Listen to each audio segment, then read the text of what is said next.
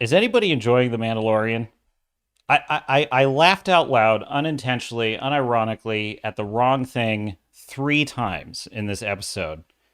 Captain's Log, previously on the Captain's Cast live stream, live every Thursday and Sunday, 1 p.m. Pacific, 4 p.m. Eastern. Aboard our vessel on its continuing mission to explore, critique, comment, and meme on all things nerd culture. So we have the Mandalorians. They are, spoiler alert, Captain is going to make a confession to the crew. And that is that when I watched season 1 of The Mandalorian, I was still a little bit blue pilled on Star Wars at that time. And I remember thinking, oh, this is righting the ship. And I thought every episode, as I put it, was like an unwrapped Christmas present.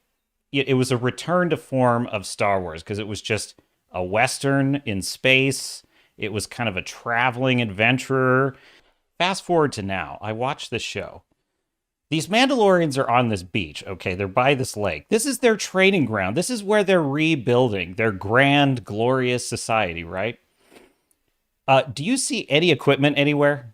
Do you see, like, even a tent for, like, shade from the sun? I mean, those metal helmets have got to get hot and, let's just say, a little gamey, if you know what I mean. Uh, really sealed in the flavor, those Mandalorian helmets and armor on that beach in the hot sun. Why is there nothing on this beach? It's desolate. There's no supplies. There's no food. And then where do they actually go? They go into this system of tunnels. There's a cave. There is one facility. There is one facility in this entire place, and that is the forge, where the blacksmith is blacksmithing and doing blacksmithing stuff. So naturally, our very first scene in season 3 is this crocodile, giant ship-sized crocodile comes out interrupts their big old ceremony. It was very impolite. Tries to eat the foundlings instead of the younglings. We have foundlings with the Mandalorians. Tries to eat them all. They fire everything they got with their little pew pews. It does no damage whatsoever.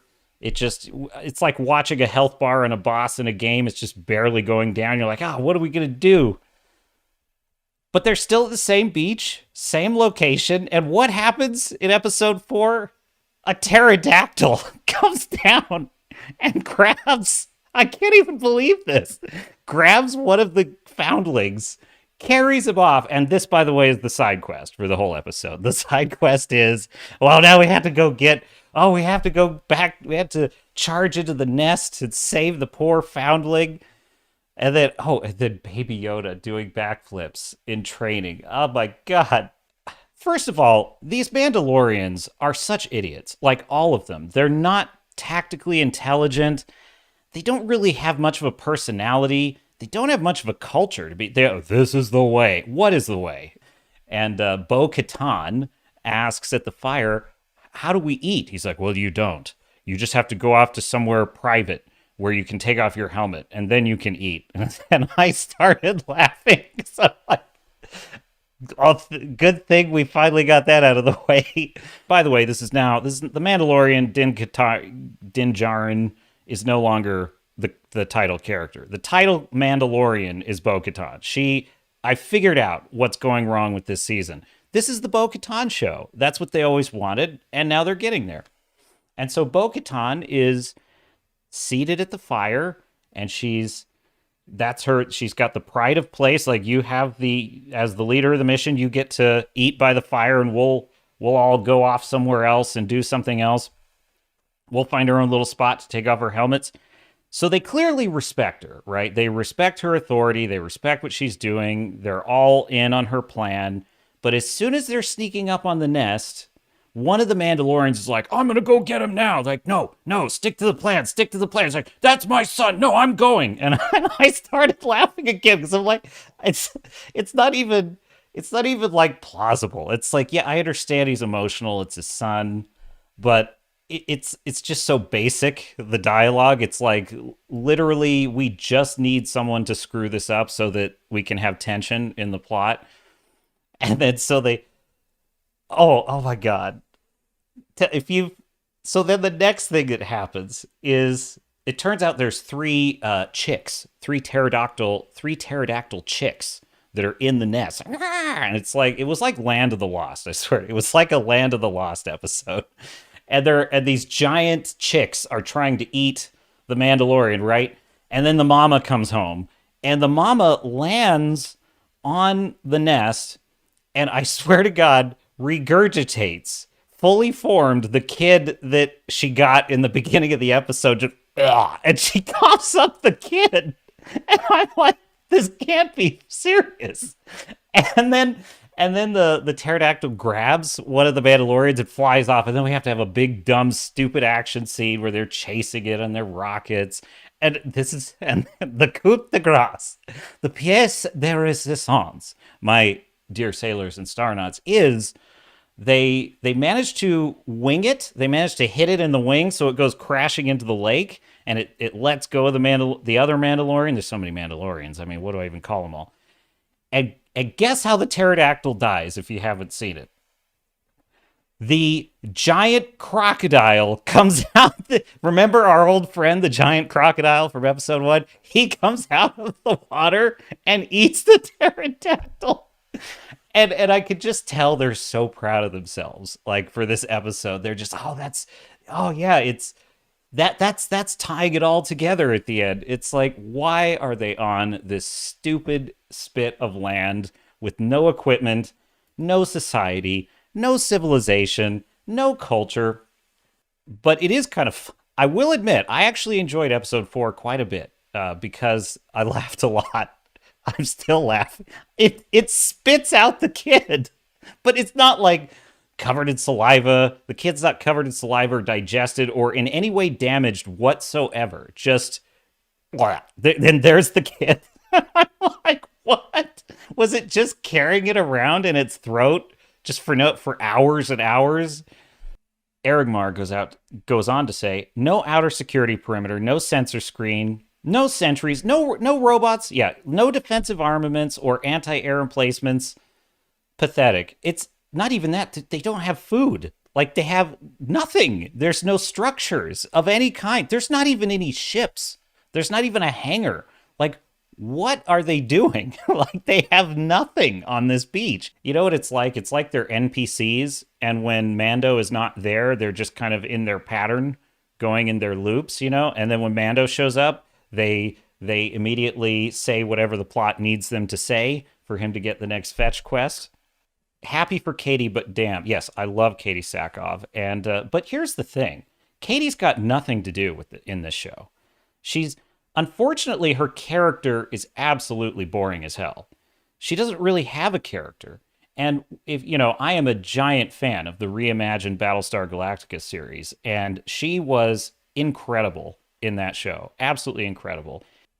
Basically this is her journey, right? Because she's suddenly getting all this Mandalorian stuff thrust upon her, but she doesn't argue with it. She doesn't complain.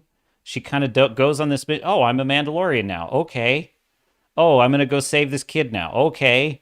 She gets back like, oh, you're the victor. You saved the kid. Good for you. We're going to forge a piece of armor for you. What would you like? And she's like, I don't know. What should I get? And they're like, oh, well, we could give you this symbol. That a lot of Mandalorians like this symbol. And she's like, oh, I would like that.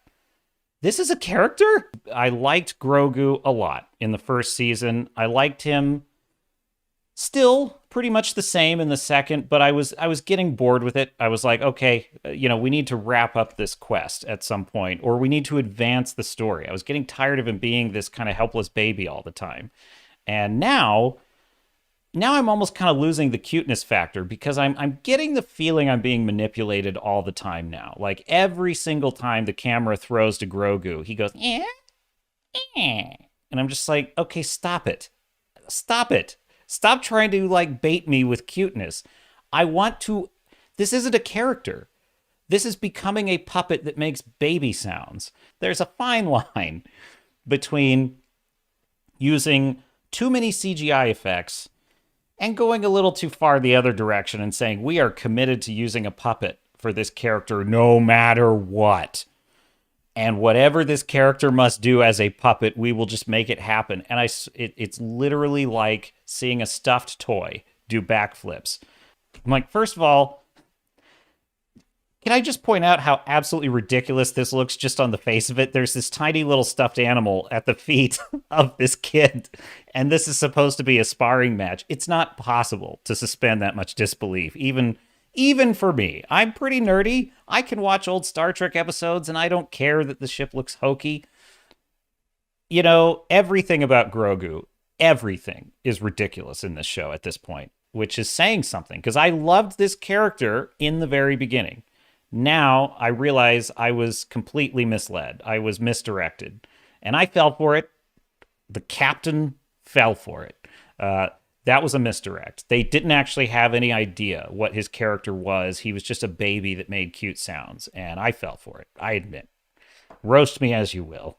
I deserve it. If they had just allowed this character to be with Luke, let him be off screen, even if they had to move the story forward 5 years, what would have been the difference? The guy never takes off his helmet. You could have just said 5 years later, 10 years later. Mando's been on all these adventures.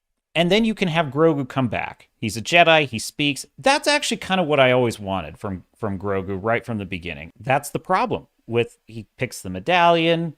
He gets rescued from the temple. He spars with the... who cares? Like, who cares? It's a puppet. I don't care. Din Djarin has nothing to do in this show anymore. It's like he's been rescued twice. He's done almost nothing effective. Has he done one effective thing in these 4 episodes? Think about it. David says, sorry to put that burden on you. It is not a burden. As I said, I truly enjoyed episode 4, just not for the reasons they wanted me to enjoy it. I did not enjoy 1 through 3. That was torture, but episode 4 was good for some laughs. So I endorse watching episode 4, because you will not believe. You gotta see the Baby Yoda flip. You have got to see the mama pterodactyl regurgitate the kid. You've got to see the payoff with the crocodile eating it. They just keep coming. The mission will continue on the Captain's Cast live stream with me, Captain Garrett, on the Swords and Starships channel live every Thursday and Sunday, 1 p.m. Pacific, 4 p.m. Eastern. Don't miss it, and I will see you in the chat out there. Make sure to give me a follow on Locals at swordsandstarships.locals.com. It's free to follow and direct message me on Locals, and this will help defend against YouTube censorship and allow me to maintain a direct connection with you. The mission of this channel is to build a fellowship of sci-fi, fantasy, and action-adventure fans who prize freedom of speech and artistic expression above all. And if you choose to support the channel with a paid membership, there will be even more exclusive content in store, and I would certainly be honored to earn your support. Until then, hail to you, hail to the Fellowship, and hail to the Iron Age of entertainment.